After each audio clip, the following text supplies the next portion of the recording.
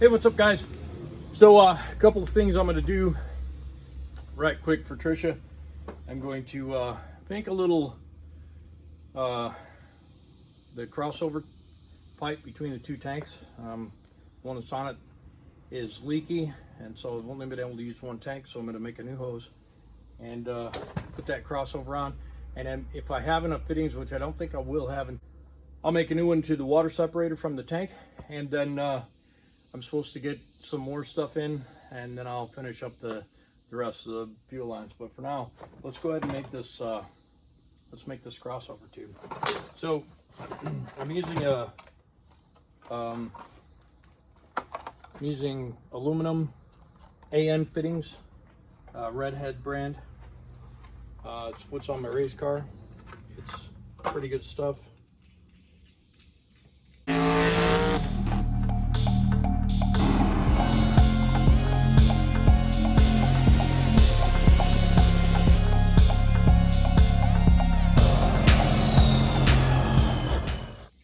Pretty simple. You thread this apart. This goes on the hose, and the hose goes up into that ring, and then this taper goes inside the hose, and as you tighten this up, it forces that taper down into the hose and squeezes up against the ridges in this, and that's what holds it on. So pretty simple process.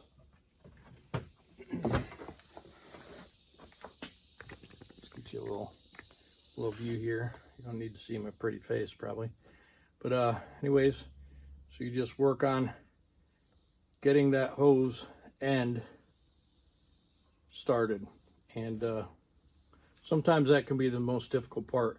When you cut this hose, you use a cutoff wheel, or I used to use a blade, but then after making about 100 of these, the blade broke, and not only the blade, but the whole tool broke. And so what you normally do is you put some tape around this, and then you cut it with a cutoff wheel right through the tape, and then the tape holds the braid. The tape holds the braid, and the wire inside that makes it strong holds it out of the way. But you can still do it without that. It just takes a couple seconds to get it. And you want to push this hose up until it's at the top. I don't know if you can see it in there. Doesn't look like it. Let's go someplace where you can see it. Put a little bit of sunlight.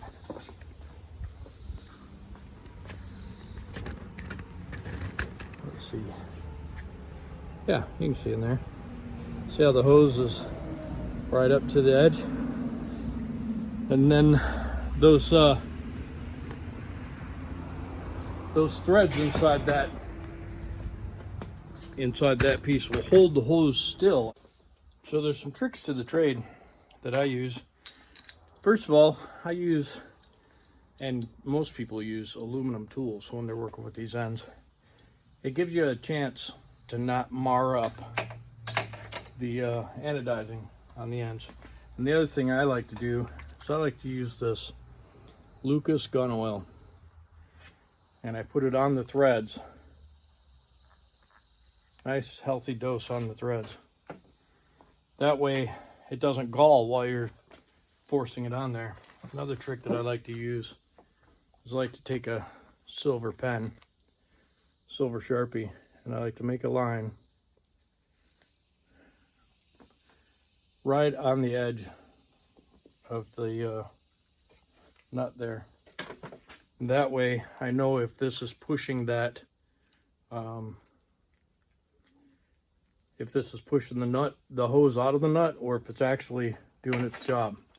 So I'll put one end in this wrench. So again, we take our end that we don't want to get dirty. We took that out of the way. And then you just tighten this end up in here. And we watch our line. And it's going to push it back a little bit. And then it's going to grab and it's gonna stay. So, and the idea is to get this as tight as you can. At least that's what I've always done.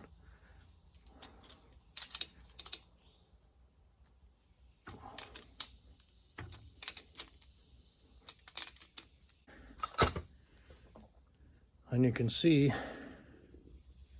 that it only slightly pushed the hose out. Now, if this mark had moved way down here, we know it'd be out of the grips, but since it's only half a line moved back, it's good to go. So, since we don't have an exact measurement, we can't really take that hose off without making a mess, because there's some fuel in there. There's no shutoff in the right-hand tank, which I find very strange. There should be a shutoff on both sides. What if you rip that fuel line? So I may actually put a shutoff valve on there, but for now I'm going to replace this line. And so we'll put this end on where there's a shutoff, run this hose through the protective sleeve over to the other side. We'll cut it to length, and we'll put the end on right out there under the truck and put it on. All right, so this is what we got under this tank. Again, I don't agree with the fact that it doesn't have a shutoff, but you know, neither one of my trucks did. So what I'm gonna do, and also these wrenches, 10AN, should have this size wrench, but I've noticed on some fittings they're actually not quite right.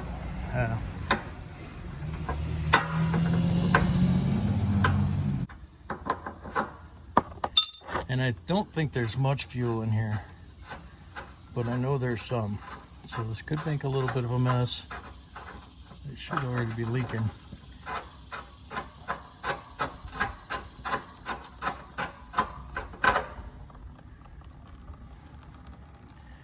All right, so that's good. And there's just a little bit of crud up in there. So I'll get that cleaned out as well. So I'm gonna cut this hose off so it fits through this. Drag it out through the hole over there. See this metal pipe to keep this from getting damaged. The Freightliner doesn't have one of these, and that's why the yard guy was able to cut through this with the weed eater and dump out some fuel. So anyways, I'll get this cut off, pull that through. I'll push the new one through. I'll hook up that end. I'll measure this, cut it, measure this, cut it, and put the end on. I'll show you that as well. Alright, so we're just going to use some snips to cut this hose off.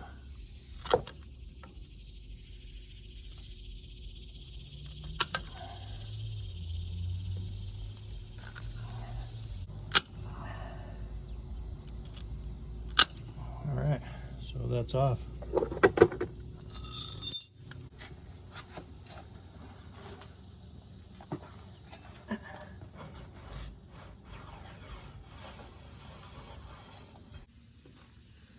I'm gonna mush her down and let it expand in there, and then that should keep the crap out of there.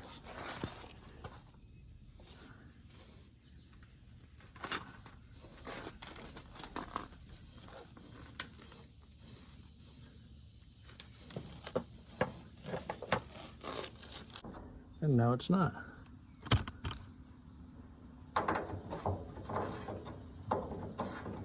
So I'm going to get this end on and set to about the same kind of setup as the old one.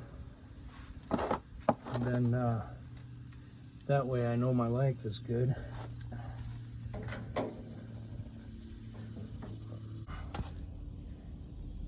We're going to cut it right here.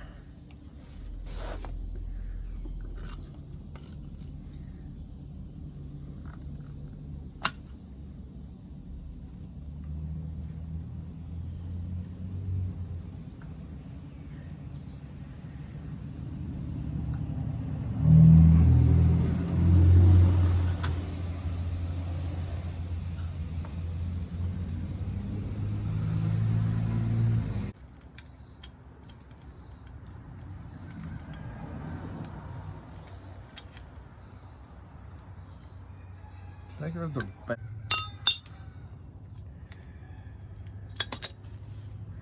Okay, now remember there was some crap up in there.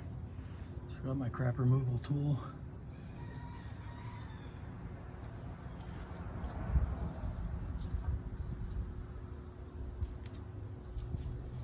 What happens is, you know, you get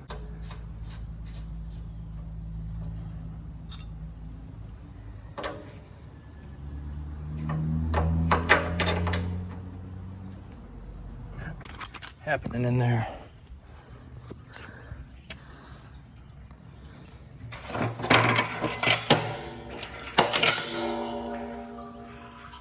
Yep.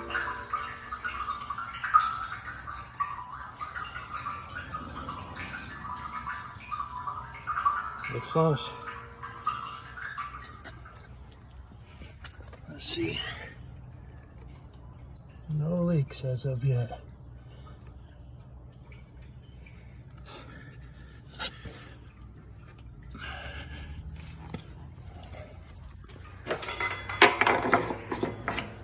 Now we're not gonna get too carried away.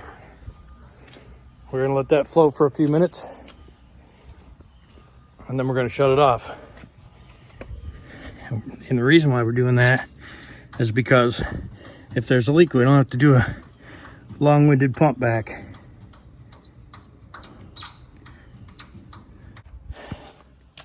So next we're gonna replace this line here. I think I have enough, so I think we'll go ahead and plan on doing it, and I'm gonna make this hose first, but I don't have any ends, so it won't be until Wednesday, likely Wednesday or Thursday, and I'll make those ends. I'll make that hose and make those ends, and we'll change it. We'll just pop the bottom one off, pop the top one off, put it on, and then start it up and get some fuel flowing through it. So for now, I'll let you go, and we'll pick back up when I get the rest of the fittings.